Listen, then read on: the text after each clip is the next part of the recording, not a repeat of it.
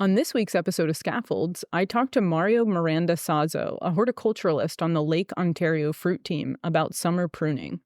I had this conversation with Mario last week on Wednesday, June 26th. So keep that in mind as you're listening as he references time points. Also, over the course of the conversation, we mentioned a drawing that was featured in the Lake Ontario Fruit Facts newsletter. This drawing and more photos are linked in the show notes. Also this week, Kerik talks summer diseases, and Anna gives us our State of the State update on trap captures and degree day accumulation. Happy 4th of July. Today I'm here with Mario Miranda Sazo. He is a fruit extension specialist with the Lake Ontario Fruit Program in Western New York. He's also a graduate student in the SIPS program, horticulture section at Cornell. So hi, Mario. Hey, Monique, thank you for the invite. I am excited to talk to you today about summer pruning. I don't know much about pruning. You definitely don't want the entomologist in charge of pruning. So why is this a good time of the year to do this summer pruning? So we just started. So this morning we sent a fruit fax with Janet, and there I thought was the right moment to put a drawing that I drafted this morning, very early, and that is the best way to start sharing this kind of new pruning that we are applying or is very applicable to multiple situations. I start learning about this pruning as we start growing our own nursery trees. In Italy, years ago, with this grow through production method in the nursery, we have several on-farm nurseries in Lake Ontario. And through that process of growing our own nursery trees and leaving the trees for one more year in the nursery with a mini trellis that we have, part of the protocol, we start pruning the trees in the nursery phase. And by pruning in the nursery, a 4-finger length or 3-finger length, or sometimes even shorter, we made mistakes in Italy. But when we start leaving a stub of 4 fingers, more or less, as you see the drawing that I put there, we call it una cuarta. In Spanish, it's called una cuarta. That is when you put your fist and you open your 2 fingers. And that is kind of the length of that kind of pruning cut that we're making at the bottom of the trees in the orchard. But in the nursery phase, we start using 4 fingers length stubs. And by doing that, instead of that 1 year shoot to continue pushing the power or the energy in the meristem, in the tip, by making this cut now close to summer solstice, after summer solstice, today is June 26th, so summer solstice was last week, June 21st, we tend to produce flower buds in the inside of those 1 year shoots for the following year. So we bring the power, instead to let those 1 year shoot to continue extending and growing in the nursery, we start pruning them to a 4-finger stub, and we start getting flower buds in less than 50%, at least one flower bud inside of those internodes where you had the leaves in that 1 year shoot. So that is the first phase. Top of the nursery is growing for a second year in the grow through tree. And when we dig out those trees from the nursery and we plant those trees in the orchard, we are able to have flower bud very close to the trunk in those steps, in those step ladder, the telephone poles that I call for the grower to understand that it's more a tubular tree, more than a conical tree. That is the way how we were growing a tree, more conical with longer fruiting units, instead of shorter pruning that we are doing now. Let me make sure I understand. So you are doing these summer pruning cuts basically as an investment in next year's buds to keep the shoots. You want the tree to invest in next year's buds instead. Yeah, we want to make it very fruitful. A very fruitful tree starting from the nursery phase. So when we bring that tree, a tall tree, because it's a grow through, we let it grow for 1 more year in the nursery. We bring a tree very columnar, very tubular, okay, very stubbed, kind of short. But when we plant that tree, we can crop that tree if we want in the first year in the orchard. We could do that, okay? But we continue growing the nursery tree in the orchard 1 more year. So we don't crop that tree in the first year, even though we have the potential to put a significant amount of apple 8, 10, 12 apples just in the bottom part of that tree. So that is one phase. But the other one I started learning was through grafting. So when you graft a mother planting that you're not making money with a 3x12 spacing or whatever spacing that makes sense to have at least 900 trees per acre or 1,000 trees per acre, we start grafting. And years ago, when we start grafting, we start doing top working. We start putting the stakes on top of that trunk that we cut, okay? And we leave some nursing foliage to be able to grow that tree. Okay, so later we start using the side graft. So we start putting the stick in even lower in the trunk. In that way, we are able to grow the scion wood first year of the grafting. So as you can imagine, you have a big root system because that is already established mature tree with a side graft and a scion that we grow the first year. Imagine this season. You also balance the top and the bottom with the nursing foliage of the old cultivar. You cannot take out everything. You need a nursing foliage that is going to start sucking up the sap from the roots. And you start balancing the top with the bottom by pruning the nursing foliage during the year one after grafting. And you start growing your scion wood in the first year. That scion wood also is going to generate 1 year shoots, like in the nursery, but perhaps at a more vigorous rate because you have a big root system from the old orchard. So sometime when you get to this moment now in June, after summer solstice, at the end of June, we also come back to those scion wood coming from a side graft, and we stab them to 4 fingers in the first year. Why do we want the tree to be more tubular as opposed to conical? So one is perhaps the biggest advantage to have a more conical tubular tree versus the traditional wider tree, especially at the bottom, the conical, is light penetration and distribution. It's basically that. So it's a more narrow canopy. It's more conducive to orchard mechanization. It's more conducive to mechanical pruning. It's more conducive to pneumatic defoliation that we are using a few machines in Western New York now. So because the canopy is more narrow, and especially at the bottom, you can even grow the trees in a relationship of 1-to-1. Because in the past, we were growing the trees in a relationship of 70, 75, or 80%, depending on the between in row spacing. But if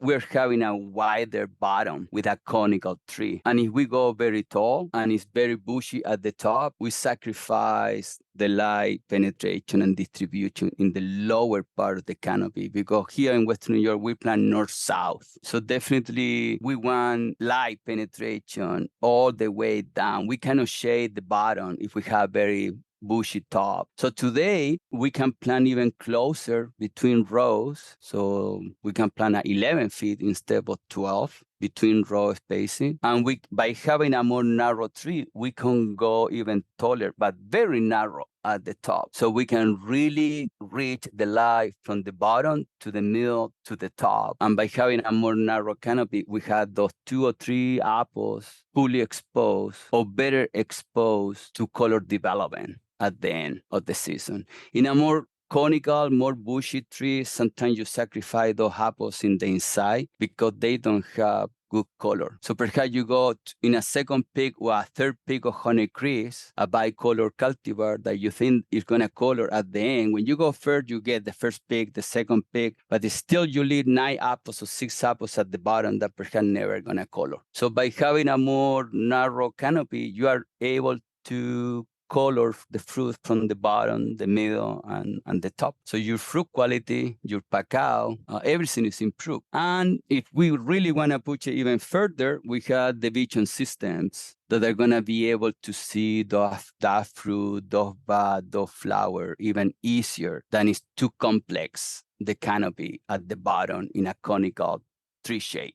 So on the bottom branches, you're leaving them longer because are those branches more mature? In this case of the drawing that we put in the fruit facts this morning, yes. So that's why we are using the recommendation of una cuarta of hands like that, because when that pruning was done, that is a side grafted tree. I didn't bring that explanation, but that particular situation is a side grafted tree that grew last year, that was pruned of 2 4 fingers, that generate a shoot. there we have those flower buds at the bottom. And because you already have flower buds today, this week, we moved the pruning cut decision until around 1 hand. That is more or less 12 to 14 to 16 inches at the most from the trunk. So you have already flowers bud there. What you cut, again, is the 1 year shoot extension of this growing season. Okay, so that's why if you see the drawing, we are making those cuts in 1 year shoots that are coming from those fruiting units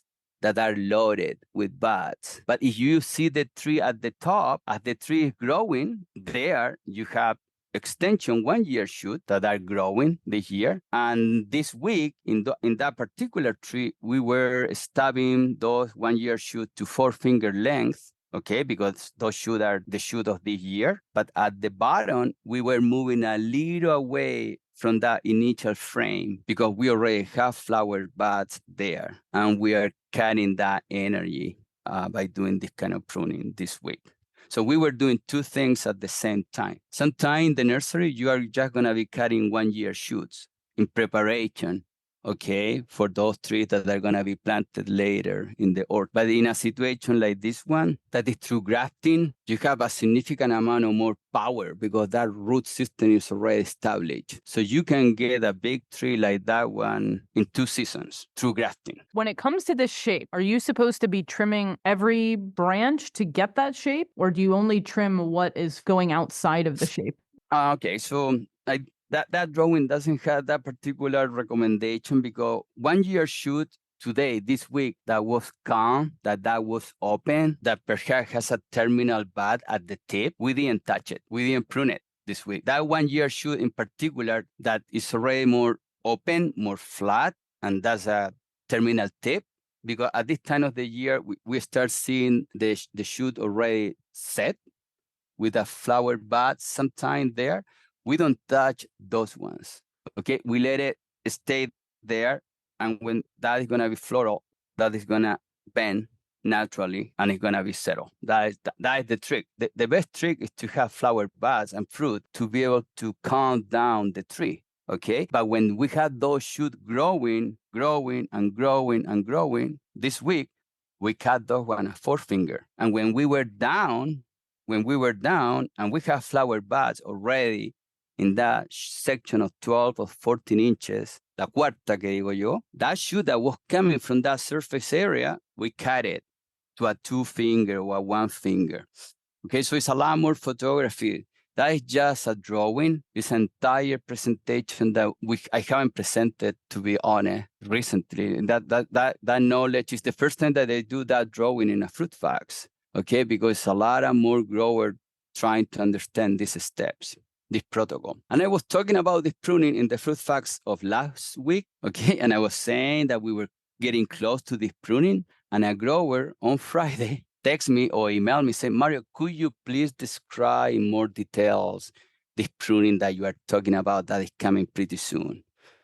So I told her, yes, I can have drawings for you on Monday of this week. Okay, so I come out with this drawing that I have, and I was ready to share it this morning via the fruit facts. So it's very fresh. It's a very new things that can be accomplished or should be accomplished by multiple 3 types. One is the nursery first, that should be done in the nursery this week or started to be done this week. The other one is through grafting situations in the orchard, and we had 3 main grafting that we have been conducting. One is the side graft, the top work, and the beaver graft. So we had 3 grafting techniques that growers have been implementing. We have also the L pot trees, okay, that is a new tree type. That is a tree that is being grafted in a bag now early in February, and that tree is grow during this spring, and you can buy that tree by the end of June, early July, and you can plant that tree, the L pot tree, in the summer, in the middle of the summer. So you can start planting those trees by the end of June, early July. So those trees have been planted in the last 5 years in the Western New York region, because we have a nursery here in Walcott that the grower there is growing these trees.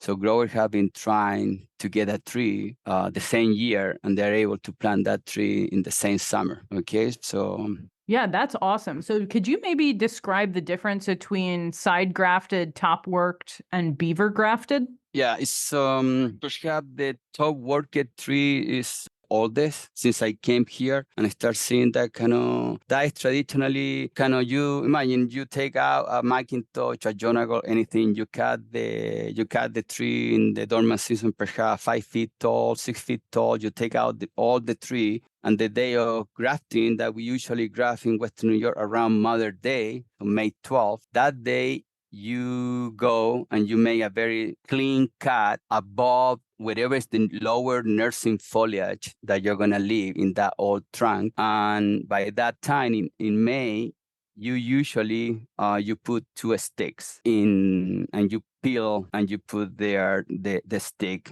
to make full contact with the cambium. Okay, so there you had 2 sticks, and in the past, all the scion wood or the shoots, the grower were braiding then and making a trunk, but they were mixing and putting together all those shoots. What we do today, we take those shoots, we prune them, and we single 2 leaders or one main leader or whatever we want to do with the tree. So that's the top working situation. You start very high because you need a nursing foliage in the top working situation. But when you go with a side graft, you go lower. You put a stick in May, the same timing, and you put a stick in that trunk lower, 8 inches, 9, 10 inches above the ground.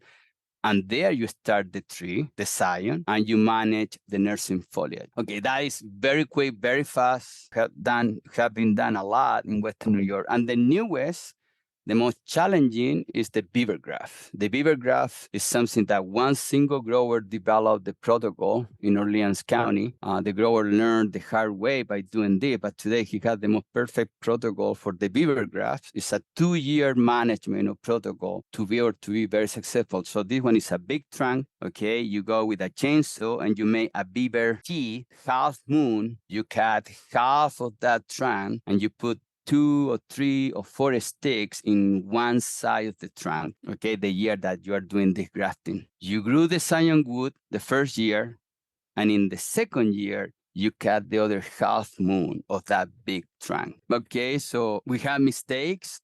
We lose trees in the beaver grass situation, but today the protocol is pretty standard and very successful. So the same can be done with the beaver graft than we can do with the top worked tree or the side grafted tree. I just looked up a picture of the beaver graft, and if you have not seen a beaver graft, you should definitely look it up because it looks pretty crazy.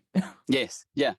Yeah, it's a very, you need to, that's the most difficult thing to do through grafting. But I tell you, like, we have very good blogs done through that with a big root system. These are big trees where the growers who have done this kind of thing are very committed to put additional posts, okay, to go very tall, because these old plantings using M9 with big trunks 20, 25, 30 years ago, the first ones, the in-row spacing is 14 feet apart, or 15 or 16. So with that spacing, you can go very tall with the leaders. Okay, so we have even sweet tango plantings with the beaver graft done today. Very tall canopies, very, very tall canopies, where the grower had to invest more wire and more posts to be able to go taller because you have a big twin row spacing. So for those taller, if you have a beaver graft and it's a much taller tree, how does this affect picking? Can the platforms reach up that high? Had to be like that. Yeah, all these plantings, can imagine that cannot be done without a platform. Okay, so it had to be done with mechanization. It's a very narrow canopy, especially at the top, and a little wider at the bottom. But it's still way more tubular or columnar than a traditional conical tree that we were growing before. So I guess as a final question, I wanted to ask you about the new leader at the top of the tree. Did you do anything with that, or does that just stay there as upwards growth for this pruning? For the main leader that we are growing in the orchard, whether it's a grafted situation a L-pot tree, or even a planting placing project that we have also planned in place. So we have growers also doing exactly what we do in the nursery, but we are growing that nursery tree in the orchard from the beginning. Okay, so we also had that situation going on. But for the last 3 or 4 weeks, we just this leader select what you are asking me money. So we were working at the top. We were really taking out the competition below the ring of grow where we had the 1 year shoot growing in that tree. And that lower competition, we were clipping. Okay, we were clipping early June. We were taking out the 1 year shoot that are coming. Okay, selecting the main leader, clipping to a 2-finger or 3-finger, and putting all the energy in the main tip, in the main leader. Okay, so when I got here, growers were used to debud below the leader. So they were taking out the buds number 1 or number 2 or 3 or 4 or 5 sometimes, debudding, taking out the buds so the shoot can take the main energy.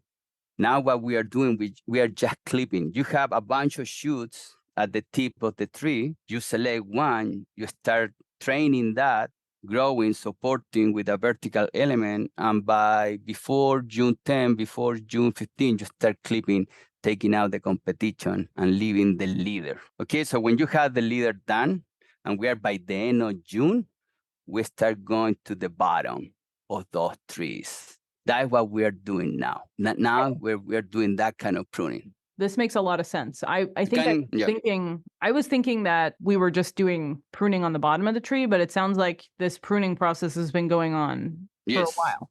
Yes, we're pruning the tip. We start pruning the tip to grow the main leader because the growth rate of that leader is already, we passed the peak.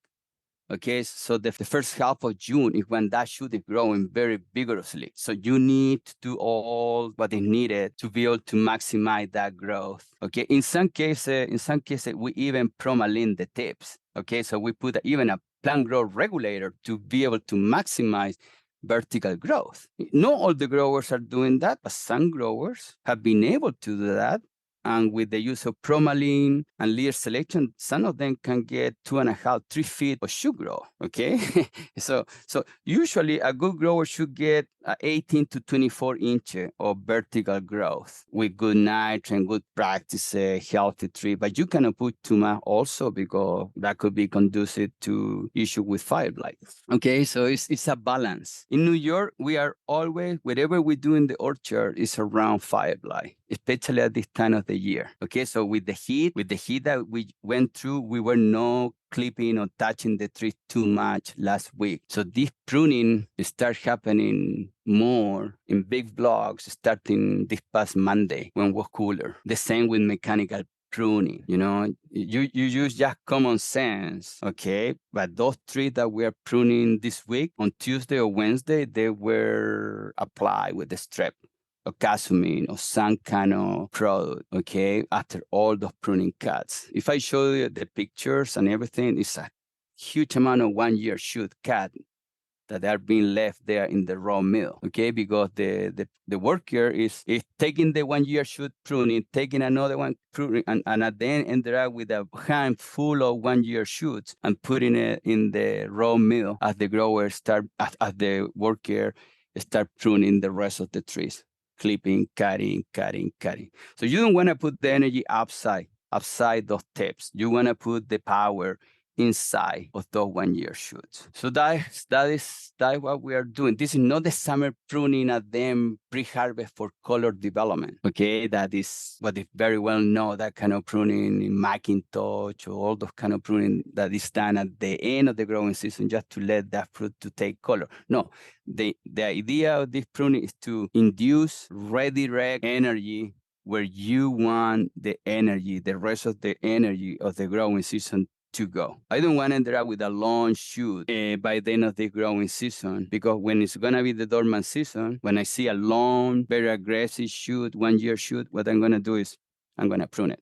I'm not going to be able to get anything done in that piece of wood that I'm leaving there. But if you do it now, at this time of the year, and you take it out with 4 finger, 5 finger, you are able to put the power in some of the internode. And by September, sometimes I can see flower buds there being developed. So we make it more fruitful, that section, that canopy. Okay. And once it's more fruitful at the base, the 1 year shoot later, you're going to prune it, but the tree is going to be more calm because it's fruitful, have flower, have fruit. Yeah, I think I understand what you're saying. So this is just a redirection of energy to basically force the tree to invest in the fruit for next season rather than other pruning that we might do, which would, Yes. enhancing color, Yes. open up the canopy later, or Yeah. the winter pruning, which is more so big cuts, right? Yes. Yes. And we're also, as the grower start bringing or developing these kind of canopies that are more narrow, more soft, the texture. So it's not so thick wood. It's just 2, 3, 4 year old wood. Okay. As you prune less big wood because it's less big wood. Growers who have been pruning like this, they're able to bring their help late in the winter season, almost late winter, early spring, because the pruning can be done so quick with orchard platform and mechanization that you don't need to start pruning those trees in December or January or even February. You can really accomplish a significant amount just because the pruning is so soft. It's so no taking out big wood. Every year you had to be pruning and redirecting the energy, whether it's the dormant season or it's a spring pruning, midsummer pruning, whatever kind of pruning we're trying to do for any objective. But it's less pruning that is being done now than 10 years ago. Definitely less. With all of with the labor costs, that's a good thing. So yes, so this was the week. This was the last week, or perhaps last Friday was the last moment that grower had to make that decision, and how many people they are bringing to harvest, because they didn't know about. We had this very stressful April 25 and 26 day. We didn't know initially what is going to happen. We ended up thinning. We had this natural thinning. We had this heat wave in the middle of the 8, 9, 10, 12 millimeters. At the end, the tree thinned very nice. And to be honest, the hand thinning have been very quick because we have a natural thinning effect with the heat that came during that time period that we were doing thinning. So with the heat wave last week, some growers were asking the crews, the hand thinning crew, that the first one that started last week, to work from 6 to 11, from 6 to noon, and take a rest the rest of the day. Just because we have a good thinning from Mother Nature, okay, because the chemical thinning worked very good, and because we didn't have a lot of fruit to thin. And on top of that, we had the heat wave that people were not forced to work so many hours. The labor situation for some growers clear by then or last week, early this week. Some growers say, I need 40, no, perhaps I need 38, 36 people, 32. And that was they sign up for the A2A order, that they couldn't continue waiting any longer. It's definitely an early season. It's going to be an earlier season, at least 7, 8, 9, 10 days before than another season, than a normal season, if we can talk about a normal season. It has been a pretty strange year, but I think it looks like things are working out okay. Yes, yeah, I am very happy. It was a very stressful season with that frost that we got, with the heat that we went through. But I think so. Growers who did blossom thinning and they did petal fur thinning, and with the natural thinning of the deficit that the tree went through, we got a perfect thinning in some situation. And growers taking out only the tops, 20 gelas, 18 gelas out because they had the numbers. Some of them had the numbers. Some over thinning is going to happen in some situations, but overall, I think so we have a crop again. Yeah, and we'll see how that goes towards the end of the season. So Mario, I want to thank you so much for coming on and talking about this. I'm sure the listeners can tell I'm a little bit out of my wheelhouse here, but I always learn something when I talk to the horticulturalists. Yeah, it's just a preliminary drawing. I appreciate that you saw that drawing. Some growers were asking me, I put that drawing, for me it's easier. I love to do drawing, kind of things like that, and what the opportunity for me to hopefully explain and not confuse more the people. So hopefully the podcast is going to help in some way. I think we need a presentation on this winter. Yes, definitely. Okay, time for another Episodes of Plant Pathology for Scaffolds. What are we looking at this week? Well, we're deep in the heart of summer disease management.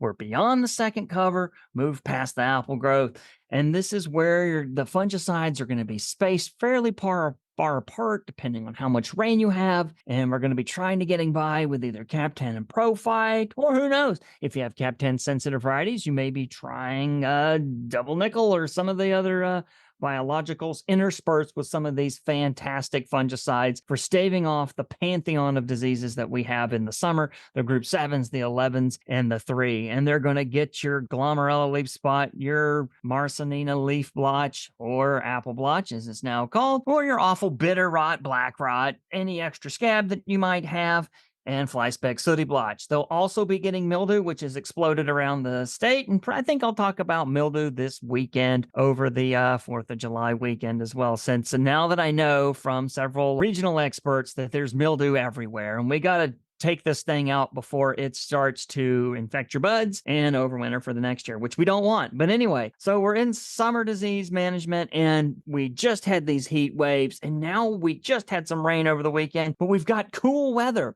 for the first part of the week. And this, I would say, is your best shot at managing summer canker diseases. Take a look. These types of things can actually go for your leaders. They can go for major scaffolds, and you might want to prune them out, or maybe there's even a little bit of fire blight that you want to prune out. And let's talk about some of the things that can happen. All right. So what are tree cankers? They're typically a slow growing wood decay fungi. Actually, some of them do glow. We're just not going to find the glowing ones on our trees, but they're really slow growing wood decay fungi. And the only reason that they're are pathogen at all is because the trees become compromised. Either they're rubbing on things, they're broken, or there's injury, there's bark cracking, there's after seasons of Roundup, cold, and even salt. If you're out there on Long Island, sometimes that can happen as well. And they're all going to pile in with all the other abiotic factors and predispose things to trouble. In some instances, it can be salt, and sometimes it's going to form and be most intense around the crotch angles or areas, and all it takes, and even wood-boring insects can get in the mix as well. Any sort of damage, creatures that are getting past the tree guards, all of that stuff. A little bit of southwest injury, a little bit of, oh no, I had a 15-degree Fahrenheit day followed by a 75 day where the whole tree gets southwest injury, not on the southwest, but all around. These kinds of things will end up letting these slow-growing wood decay fungi into your trees. And they include things like Botchiosphaeria, which is also the species that causes the black and white rot of apple, and can even show up as Schizophyllum and Nectaria, which sometimes will come in on their own in really wet weather, or they will come in after you've had some fire blight, shoot blight, and they'll come be like, oh, I'm going to take all that out. Fire blight's done. It's dead. It can't grow anymore. But Schizophyllum can rot both cellulose and lignin and turn the wood bone white and cause your limbs to break off. So is Nectaria as well. Weak pathogen. If you mention these things to forest pathologists, they'll snicker and tell you they're not pathogens. But when our trees become compromised, they can be a great source of consternation. What you'll start to see typically is sort of these slowly expanding cankers. They're going to get in the areas where it's hardest to harden off last, like in the crotch angles, easily injured tissues, pruning wounds, etc. And you'll begin to sort of see how some of these things occur. It might start just below the pruning wound around these things, and then can spread over several other areas. So easily injured tissue, the last parts to harden off, these junctions and sections of pruning wounds that get wet. Those are the types of things we're going to work on, and they can, if the canker is strong enough, then on the main leader can actually take off the entire top of the tree. Can be kind of terrifying. Let's take a little bit about Nectaria and Botchiosphaeria. Now, when you see fire blight, it will be a fast necrosis and turn very black quickly. Not as dark as on a pear tree, which will really look burnt black. But these other things, the Nectaria and Botchiosphaeria, are going to look a little more wilted. They're going to look a little more brown, and they could look like fire blight in many instances. You'll see large sections of brown woods. You might even see the crook. But what's very interesting about fire blight is it actually has necrosis down the midrib of the apple leaf. It will spread from there It will be in the vascular tissue, moving to those active growing tips. So you're going to see the blackness along that midrib. If you don't see it there, you can begin to suspect nectria or some of the other things from perhaps a pruning wound right there. And what will end up happening, if you see these brown shoots, follow them back to the base. And then that's when you'll start to see the canker or the portion of ingress. And in the late summer and fall, you can start to probably see these now. If you follow that canker back to, there's the base of it, you might start to see these pink salmon or even black stromata. It'll be black if it's Bactrosphaeria. It'll be pink or salmon colored if it's Nectria. And these are going to be filled with spores. Typically, they're going to be asexual spores spreading very quickly. As the things mature later on, they could form a sexual spore, just like the same silliness that we deal with apple scab that's making ascospores and stuff like that later on. So if it's dark, thick, about the size of a really large pepper grain from a pepper mill on your canker, you can say, oh, it's a nectria. And they can come in right after another problem, winter injury, herbicide, salt, or even fire blight. They can cause more infections of new pruning wounds by windborne spores, and they can also infect the leaf scars and the as things begin to go into senescence, which is quite some time for now. But that can happen as well if these fruiting bodies are out there sporulating in the summer pruning wounds as well. So how these things work, the trees get compromised, whether they're Bactrosphaeria or Nectria or even Schizophilum, mild winter injury, shoot blight, herbicide, hailstorms, borers, all these awful things. And it can be deer rubbing their antlers or deciding just to eat your trees in wet seasons. We've had a wet seasons. We've got dry weather now. What are they going to do? They're going to survive in these cankers right under the pruning wounds, and they may even be quiescent. You might not even see them. They're going to be on spurs. They can be on the orchard floor. Remember, this, unlike fire blight, is a necrotroph, which means it can live on the dead tissue and sporulate on the dead tissue when all the junk is over. So if you have prunings on the orchard floor, chop them up, sweep them out of there, get rid of them. They're kind of troublesome to manage because they don't care about being in dead or alive tissue, unlike the fire blight bacterium, which needs to have living tissue. These things are protected deep inside the tissue itself. They can be really difficult to manage. Unfortunately, it does seem that some of the more aggressive pathogens have moved their way into some of the southern states on the eastern coast. There's another one, Neonectria galengina. It's a really nasty pathogen in Brazil and in Europe and can actually kill apples at a fire blight type speed. Fortunately, we don't often have it. But what's been great about this research that are coming out of this other countries is it gives us some clues on how to deal with canker problems that we do have. And they had some suggestions as well. Prune out the dead or diseased shoots on a cool, dry day with 24-hour period of dry weather and 2 beforehand and 2 days of dry weather after your potential pruning. It almost sounds like this is the day to do it. If I could magically have my Evercrisp rose hedge today, I would do it. I don't think the magic is going to happen. So me and my team are going to go out there and we're going to sort of sidewall shear by hand a little bit just to get things going so I can do some of my other projects in there. This is the day to do it. We just had the rain on Saturday. We've had cool, dryish weather on Sunday. We've got cool, dryish weather today. And I think we have cool, dry weather going into the 4th of July. So before you start putting things on the grill, if you have dead tissue, fire blight, or whatever, I think this is the week to do it. And that's why we're talking about it this week on Scaffolds. Now, if things get into the central leader, it's just going to be canker storm.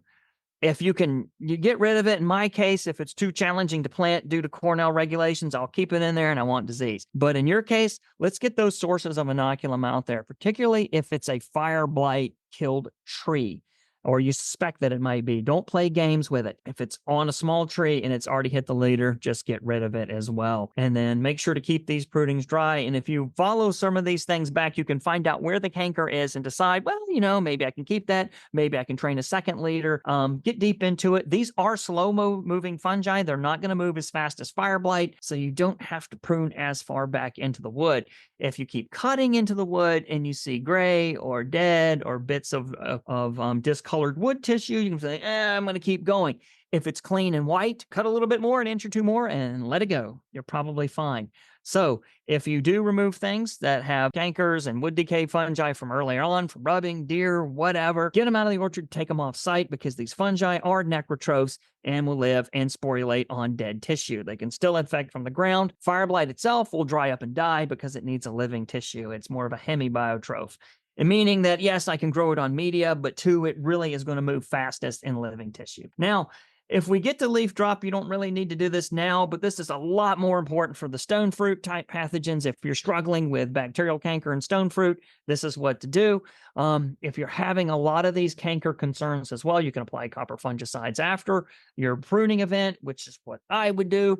When the hedger runs through my blocks, I will go back and put a nice coat of the best post-harvest copper or pre-harvest allowed copper that I can put on those pruning wounds to make sure I don't get fire blight or any other nonsense that I have out there. I do these as well at leaf drop and the stone fruit at the end of the season. This will help against scars getting infected by some of these late harvest pathogens. And then, of course, after pruning, watch your fruit finish. A lot of these things are very good. The coastside and badge, even though we don't have a lot of this pathogen, it does live in the eastern United States, and there have been some reports out of North Carolina on it, and these seem to be labeled for European canker. Depending on how they name the pathogen on the label, you could probably use it for Nectria.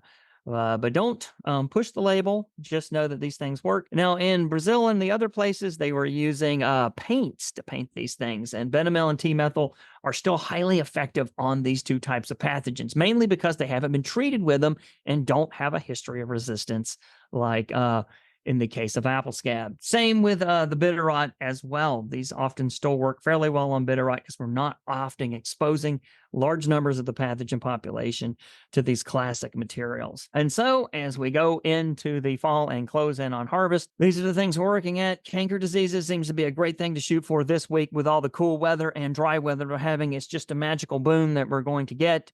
So instead of buying fireworks and barbecue, quickly cut out the garbage and get it out of your orchard and then have fun this Independence Day weekend.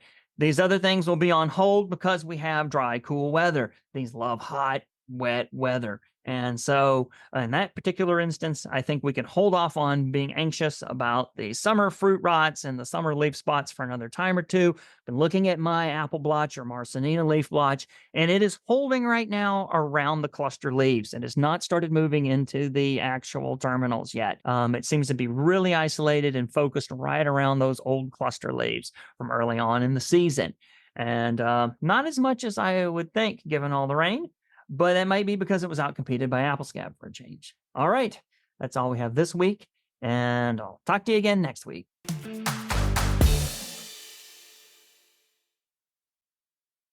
And now for the State of the State, your weekly roundup of phenology and degree day accumulations from the major fruit production regions of the state. As usual, I'll be sharing information aggregated from the regional specialists around the state and my own observations. According to the Northeast Regional Climate Center, it's been a sizzling start to summer, including a very warm month of June, with several places recording record high temperatures. Overall, it's been about 2 to 4 degrees warmer than average for the month of June. Temperatures have been a bit of a roller coaster, with very warm temperatures with highs in the upper 80s to 90s and high humidity, followed by a break in the warm temperature after a storm front moves through. So we've been in a bit of a cooler trend over the past week. These fronts moving through have meant there's been several severe weather events in isolated locations, storm reports in many locations, including precipitation, but also high winds, a couple of hail reports, and even a couple of funnel cloud sightings. You can check on storm reports on the NOAA Storm Report website, which will be linked in the show notes. These storms have been especially problematic where trees are heavily cropped in the top of trees, and we've seen a little bit of breakage in locations where that is the case. Rainfall has been a little bit sporadic, very dependent on location across the state. Mostly over the weekend, many places were relieved of some of the drier conditions again, but the range of rainfall has been only 1/10 of an inch recorded at some NEWA weather stations to over 1.5 inches in other locations. The early part of this week is in a bit of a cooler trend with a little wind, less humid, with rain and a return to warmer temperatures expected again at the end of this week. We'll be back to hot temperatures and potential storms at the end of the week and over the weekend, with highs returning to the mid to upper 80s across most of the state.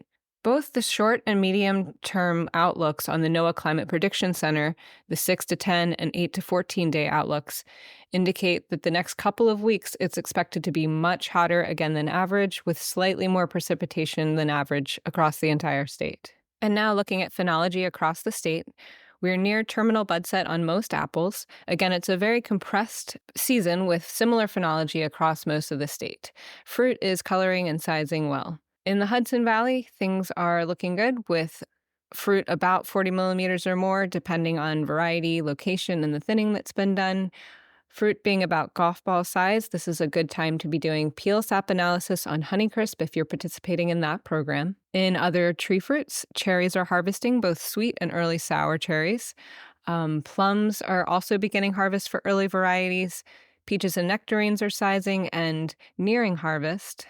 There are several locations with apricots in the Hudson Valley, and so those are also being harvested. In terms of small fruit, June-bearing strawberries are really at the end in most locations. The heat wrapped them up pretty quickly, with a few people still picking a few strawberries. Other berries, there's lots of good berry picking at this time. Blueberries, raspberries, black raspberries, and other small fruit. In the Capital Region, things are right behind that, with many of the similar crops picking at this time. In Western New York, the Lake Ontario region, things are just a few more days behind that. Again, degree days and phenology indicate a pretty compressed season. And in the Champlain Valley, degree day accumulation is actually pretty similar to some of the lake sites in the Lake Ontario region. And that sometimes happens because the lake sites in the Lake Ontario region are so delayed from the water moderation. So again, just a very compressed season across the state. Now moving to some upcoming pest events. Oriental fruit moth second flight is just beginning in some places of the state, including the Hudson Valley. It's still too early to be doing any management for that pest at this time. Codling moth, we are seeing the first little bit of damage in unmanaged areas.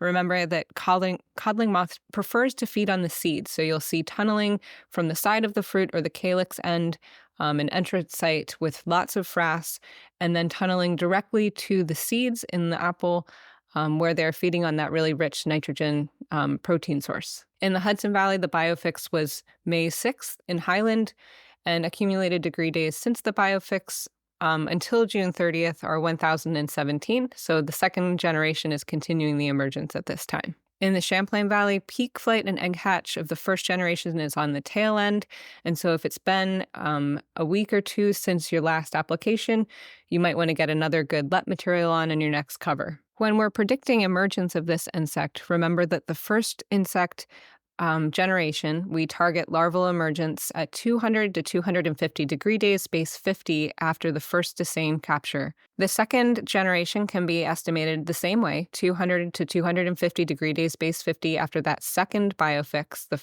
first sustained capture of the second generation. Or you can estimate emergence using the first generation biofix and 1,200 to 1,250 degree days, base 50 since that biofix. Oblique-banded leaf roller trap captures continue in most of the state, with sustained flight in many places for a couple of weeks now. First terminal and fruit feeding damage observations were made over the past week in the Hudson Valley and the Capital Region, and some in Western New York. Remember that you're looking for rolling and webbing of the youngest terminal leaves, and also inside fruit clusters where they like to be protected and feed on the skin and just under the skin on fruit. Again, the guidance for this is to monitor growing terminals at 600 to 700 degree days, base 43 after the biofix. So in an orchard with heavy infestation, you would be applying an insecticide targeting young larvae at about 350 degree days, base 43 after the biofix, and then following that with a 10 to 14 day later, a second application. In the Hudson Valley, the biofix was set on June 3rd, and so the accumulation of degree days since June 3rd until June 30th was 802. So we expect to see that damage this week, or maybe you could have seen that a little bit last week. Apple maggot emergence is beginning this week or last week across most of the state, so we've had some verified trap capture reports. This is the second week of very low captures in the Hudson Valley at the Hudson Valley Research Lab and at a commercial site, just one insect per trap. We've had our first capture in the Lake Ontario region, also some captures in the Capital Region and in the Champlain Valley. Trap captures are still pretty low. They're below the 5 flies per trap threshold for baited traps that we use to initiate a management action. We are seeing more mite activity across the state, including European red mite and two-spotted spider mite. These outbreaks are common in hot, dry, dusty weather, as we've had early in the summer. Now that we're in July, the threshold is 5 mites per leaf. And so if you're doing sequential sampling, you'll use 5 as an indicator of presence, and anything less than 5 mites per leaf would be absence. And then you'll use the table in the Cornell guidelines to determine whether you should continue sampling, or you can stop sampling and make a treatment, or wait to sample again at a later date. Other insects that we're seeing at this time include continued woolly apple aphid activity, with colonies increasing pretty rapidly in some locations and moving more and more to leaf axils. We're seeing Japanese beetles move into orchards in many locations, and they can skeletonize and defoliate trees very quickly, so it's important to be monitoring for those. Brown marmorated stink bug and other stink bugs have been captured in both eastern and western New York. Apple leaf curling midge is, again, a relatively new pest for New York. We're seeing a couple of weeks now activity with curled, hardened leaves. You can uncurl those leaves to see the nymphs, which are very white at the beginning and then turn bright orange right before they pupate and drop to the ground. We're mostly seeing that in isolated locations in western New York and in the Champlain Valley. Looking at diseases, we continue to see a few fire blight strikes observed in places where we know there is high pressure historically. And so mostly across the state, knock on wood, we haven't seen too much fire blight this season. Scab lesions continue to pop up in kind of unexpected locations, so keep on the lookout for secondary infections to make sure that doesn't get out of control. Powdery mildew continues to be pretty severe in some places given the hot and humid weather, very distorted terminal growth, and then even to the point of really darkened stunted growth. We're in the season now for summer diseases, and so as Kerik's been reporting, it's a really high risk period for sooty blotch and fly speck, so make sure you're having a cover on or protecting for that disease complex with all the rain and wetness we've had. We've seen a couple of fruit here and there with rot on them. No big problems reported yet as far as fruit rots. Also, this is the time of year we start seeing symptoms of Marsanina, glomerella, and necrotic leaf blotch. These are all yellowing, blotch-type symptoms that you can see on leaves. And so they're important to distinguish because they have different causal agents. And so to treat them requires slightly different management. And so making sure to identify the Marsanina, glomerella, and necrotic leaf blotch is really important as they start to show up this time of year. We're not seeing very much of that as yet, but we expect to see them pretty soon. As far as cherries and berries, again, we're continuing to see spotted-winged Drosophila across the state, with sustained trap captures remaining fairly low in many locations, but in some locations, populations have increased really rapidly, so it's important to keep an eye on that. To continue to get updates about spotted-winged Drosophila activity through the Spotted-winged Drosophila Monitoring Network, we encourage you to subscribe to the Berry Pest Monitoring blog, which again is a new blog this year, including spotted-winged Drosophila as well as several other berry pests. We are recommending that anyone that would like to get updates about spotted wing, berry growers, cherry growers, and other people subscribe to the blog to continue to get updates. Information on how to access and subscribe is included in the show notes. Another quick announcement, we hosted our second virtual Orchard Scout training on Monday of last week. And in this training, we had an hour and a half of reviewing monitoring and identification for several orchard pests, including diseases and insects. We did some disease identification, mite sequential sampling, a review of internal lepidopteran, a plum curculio damage and monitoring review, woolly apple aphid identification, apple maggot monitoring and thresholds, apple leaf curling midge, brown marmorated stink bug, and spotted-winged Drosophila monitoring and traps. So if you're interested in viewing that video, it will be up on the New York State IPM YouTube channel shortly, so you can review that video, as well as the recording of the first Orchard Scout training that happened before bloom. And now here are the current degree days in the major fruit-producing regions of the state.